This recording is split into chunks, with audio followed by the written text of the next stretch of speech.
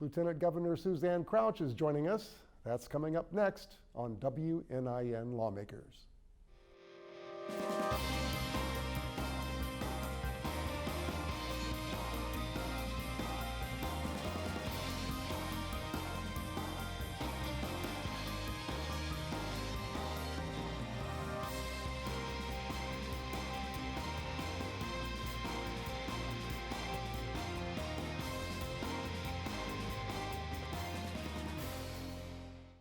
I'm John Gibson, and this is WNIN Lawmakers. Today we're joined by Lieutenant Governor Suzaane Crouch. But before we begin our talk with the Lieutenant Governor, let's get a quick update from Brandon Smith in Indianapolis.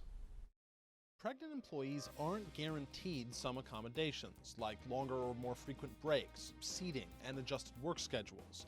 Legislation to help ensure that for businesses with 15 or more employees was gutted this week by Senate Republicans who were hesitant to impose requirements on small businesses.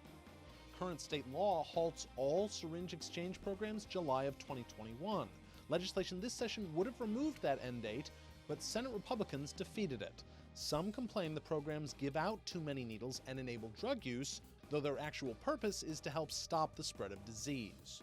And legislation on the governor's desk holds teachers and schools harmless from negative consequences of statewide standardized test scores that dropped sharply.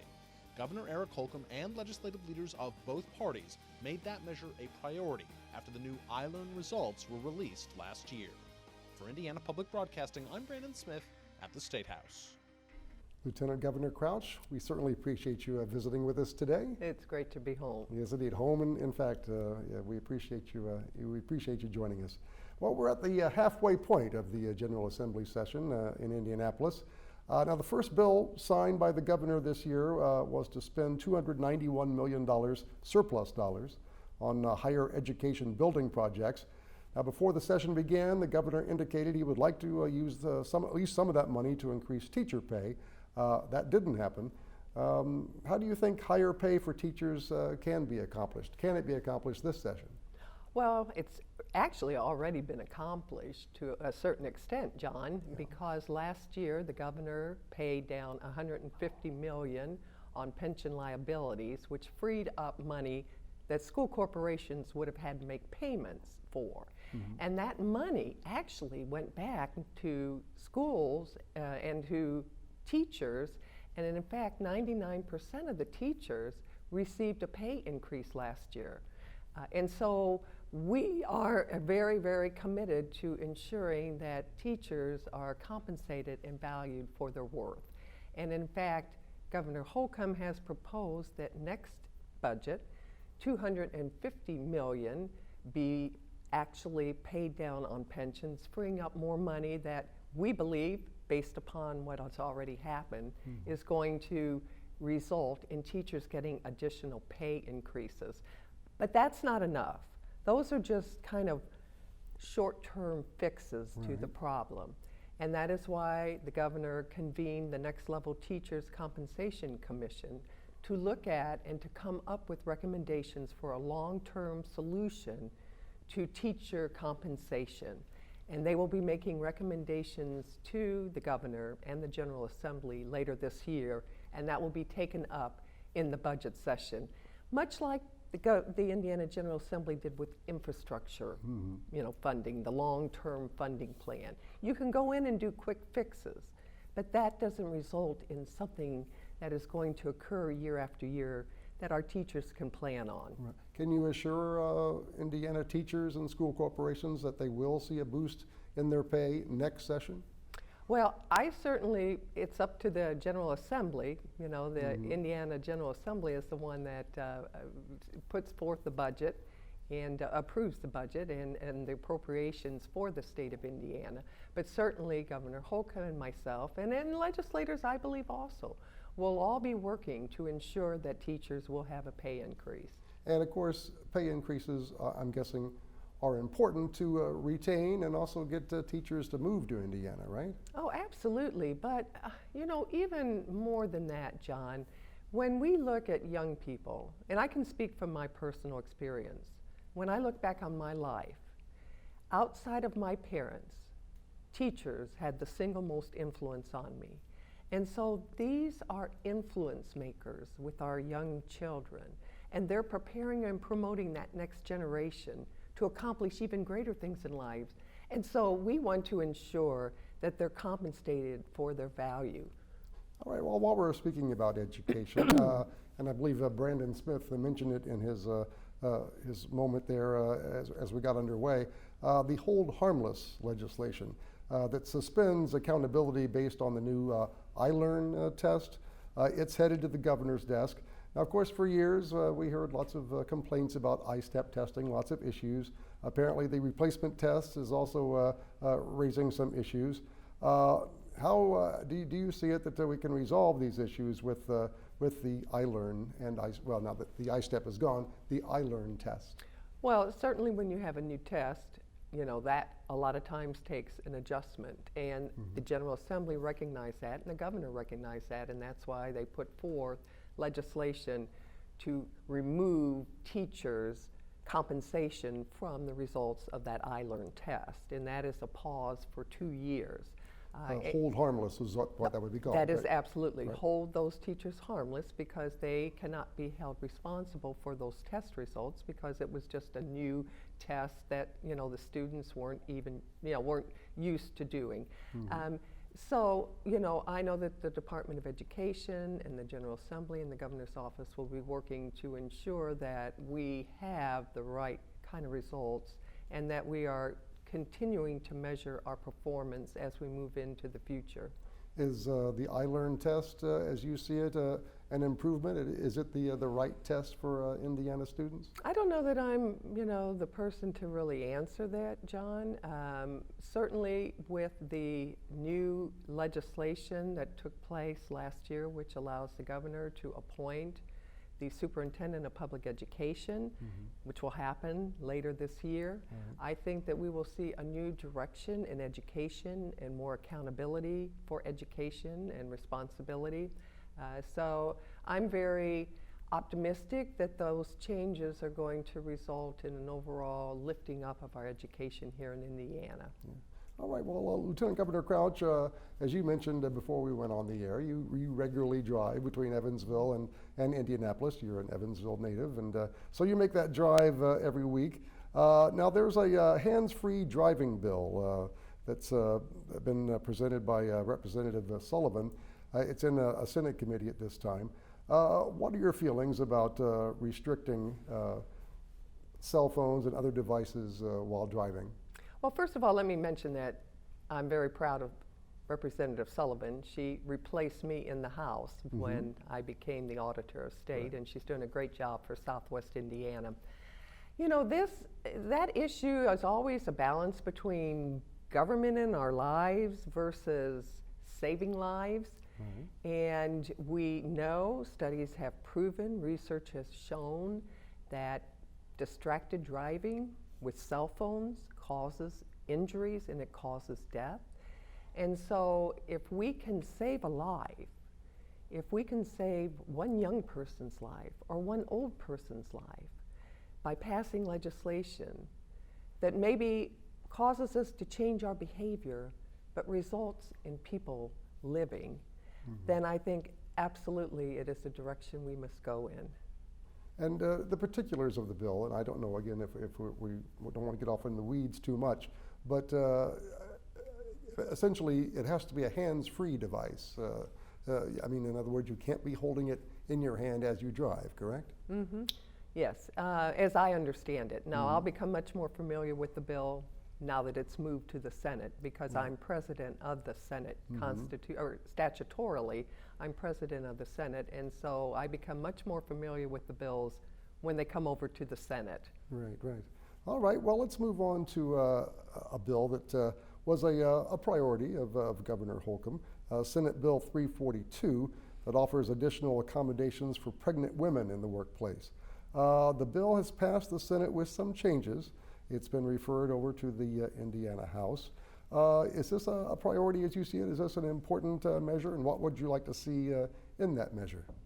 Well, one of our main pillars of our administration is, creating and preparing a 21st century workforce. And part of that means we want to have a healthy workforce. Women constitute a majority of our workforce, and we want to ensure that women are healthy when they are working. We also know that our infant mortality, while we're on a decline here in Indiana, we still have work to do, and we want to ensure that every child is born healthy to every mother. So it's a kind of a healthy workforce initiative that actually will result in women being able to be healthier and being able to work in spite of, their pregnancies and in being able to be accommodated for. The Indiana Senate saw that it needed more study, and while those were actually very noble goals that they were concerned about the impact for small businesses and how that would affect them, and so they recommended that that go to a summer study committee. And we will see what the House, how they take it up and what they do with it.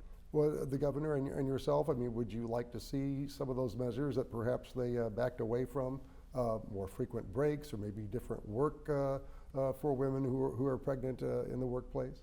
Well, since that was the governor's agenda, item, certainly that is something that we would support and that we sought. But we also respect the will of the General Assembly, and being a former legislator myself, I understand that, there is the executive branch and then there is the legislative branch. Right. And so sometimes bills will change quite a bit through that process. Most will. Okay, all right. Well, speaking of the session, we mentioned we're about halfway through now. Any other legislation that you're keeping an eye on? Any other major legislative priorities for you and the governor? Certainly, the tobacco, the raising and getting our state law in line with the federal law by now. Up to 21, the age. Up to age 21 is important. We want to ensure that we are in line with the federal government. And next year, a lot of what we do this year will be in preparation for next year, which is our budget year. Right. So, it's interesting, John, because during a session, a bill will all of a sudden percolate to the top that no one anticipated. So we'll just have to wait and see what the second half of this session brings. All right, yes, indeed. Well, let's move on to some other issues. Lieutenant Governor, you are the chair of the Indiana 2020 Census Committee. This is a census year. Can you tell us a little bit about that? How is the census being implemented here in Indiana? Well, every 10 years we count our population here in Indiana and across the country. And the reason that's so important, John, is that much of our federal funding depends upon our population. Right. And we are allocated federal funds based upon how many Hoosiers live in this state. And so April 1st is our official count date. So we are now gearing up for that. We are recruiting workers to work and to go out and count people. We want to ensure that every single Hoosier is counted, because that will affect our funding for education, for broadband, for school lunches, for roads. I mean, on and on and on, not just at the state level, but at the local level. And we really believe that our population of 6.6 million from 10 years ago has actually grown to closer to 7 million. But we need to be sure we get every single Hoosier counted. And so that is what we are in the process of doing. Right. And the other reason it's so important, John, is we don't want our Hoosier voices to be diluted in the General Assembly and in the actual Congress. In Congress. Yes, and so we want to ensure that we have Hoosier representation and our Hoosier voices are being heard. How do you hope to get people involved to make sure they do get counted? I believe there's an event happening in Evansville this weekend when in fact there's going to be a census dance that's really? Yes. So in a nutshell, how do you get people involved to make sure everyone does in fact get counted? Well, through programs like this, by getting the word out, and by the partnerships we're forming The federal government is actually in charge of the census, and so they partnered with us, with Indiana. We are partnering with our local governments and with our local agencies and with our nonprofits, with everyone, trying to get the word out that it's important that you be counted and that you fill out the paperwork and get it back. Right. All right, well, this also relates a bit to this census, and that is redistricting that will happen next year. Essentially where the lines are drawn from state representative and Senate districts. Any concerns about the redistricting process that you and the governor see that need to be addressed? Do you know, John, I haven't really heard much of that. I haven't heard much discussion, at least in the Senate. Right. So I'm presuming that, you know, we're going to continue to move forward and have the redistricting like we've had in the past. And if you notice our districts here in Indiana, if you look at the map, they are pretty, you know, they make sense, and they aren't odd shaped like you find in some other states. And the population is reflected. The districts have common interests, and so, you know, we will continue to hope that that moves forward into the future, and that every Hoosier is represented equally and, you know, properly. And congressional districts, that's also part of the process, is that correct? That is correct. And so who will, essentially it's the party in charge who gets to draw the lines, is that right? I think that's right. Yeah, okay. All right, well, let's move on to another issue here. The Indiana Farm Bureau recently praised the signing of the new USMCA trade agreement that replaced NAFTA. Obviously, a lot of agriculture in Indiana. How does this new agreement impact Indiana farmers as you see it? Well, you know, it's interesting, John, when I talk to Rotaries and chambers and I talk about big business, they don't automatically think of agriculture. But agriculture is big business in Indiana. It represents $31 billion to our state's economy. We are the 10th largest farming state in the country. 83% of Indiana geographically is either farmland, woodland, or forest. We are top 5 in chicken and hens and eggs and turkey. We're number 1 in duck production in North America. So agriculture is big business. And we export a lot of our agriculture, particularly to our partners up north and south with Canada and Mexico. And so getting the USMCA passed and signed will be such a huge boon for our Indiana farmers. In fact, my first 2 trade missions, agriculture trade missions that I took as Lieutenant Governor, were to Canada and then to Mexico, because we wanted to let our partners know that their business means a lot to us, and Indiana is open for business. And so this will just be a boon for our farmers. It will remove and eliminate a lot of high tariffs, and it will encourage markets and exports for them. Well, how does it compare to NAFTA? How will this particular agreement, you know, benefit Indiana farmers more than the previous agreement? Absolutely. You know, that was an agreement from years and years and years ago. And so it was time to modernize that agreement and to look at that contract and to kind of update it and make sure it was fair. And that is what the Congress has done and what President Trump has done, and that is only going to be a boon and a benefit to our Hoosier farmers. All right. Well, since the last time you were with us, Lieutenant Governor, you delivered the Intellectual and Developmental Disabilities Task Force report to the Indiana General Assembly. What were some of the recommendations in it, and what initiatives have made progress in the General Assembly so far? Well, interestingly enough, the Intellectual and Developmental Disability Task Force was created by the General Assembly in 2017, met in all through 2018, made recommendations to the General Assembly, 34 recommendations on how to improve the lives of individuals with intellectual and developmental disabilities. And John, these are 100,000 Hoosiers who either have Down syndrome or cerebral palsy or autism. And we know that our friends with disabilities are just friends with different abilities. Right. And they have the same dreams and hopes and desires as each and every one of us. They want to have a job and have friends and love and be loved and be successful in life. And so those 34 recommendations to the General Assembly were ways that we can make that possible for them. One of the things that I'm most proud of is my Indiana Housing and Community Development Authority that I oversee is putting forth, and they are developing 2 $18 million projects that will have units for Hoosiers with intellectual and developmental disabilities utilizing smart technology.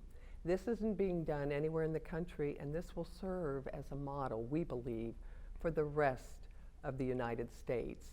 One is going in place in downtown Indianapolis, and one is going in place in downtown Carmel. So we are seeing progress on our recommendations, and in fact the General Assembly last session took that task force, which had sunsetted, and extended it for the next 5 years so that we can ensure that those recommendations just weren't a study that is put on a shelf and collects dust, but that we will continue to put pressure on the General Assembly to make sure we get those recommendations passed. All right, and we will keep an eye on that. Just to reset for our radio listeners, this is Lawmakers. I'm John Gibson. Our guest today is Indiana Lieutenant Governor Suzaane Crouch. Let's move on to something else that's happening this year, a big anniversary, and that is the Women's Suffrage Centennial. Pardon me. You're speaking at an event this weekend here in Evansville. What's the importance of women attaining the right to vote, and how is Indiana celebrating the milestone? Well, it's interesting. When I talk to young people, they have no idea that women did not always have the right to vote alongside men. And that we got our right to vote back in August of 1920. Now, the Indiana General Assembly ratified the 19th Amendment in January of 1920. And interestingly enough, John, Indiana was a leader in the women's suffrage movement. The national women's suffrage movement started in 1848 in Seneca Falls, and in 1851, Indiana held its first women's suffrage convention in Dublin, Indiana. So we were a leader in that, and it took a number of years before women got the right to vote. But Susan B. Anthony said that women can never be truly represented until they are able to run and elect people to office. And so that ability to be able to get the right to vote and participate in the democratic process has certainly made our process far more representative of our society. And while women represent 52% of the voting public, in General Assemblies all across Indiana, we only represent 29%. If there were more women involved in the process, we'd have a far better outcome. But interestingly enough, in Indiana, out of our 7 statewide offices, 5 are held by females. And so that is twice the national average. So Indiana is a leader in many, many areas. And in fact, we had the first female Supreme Court Justice, Loretta Rush, who now leads our Supreme Court. But it's so important for us to remember where we came from, because then we can appreciate where we are, and it helps us chart our path forward.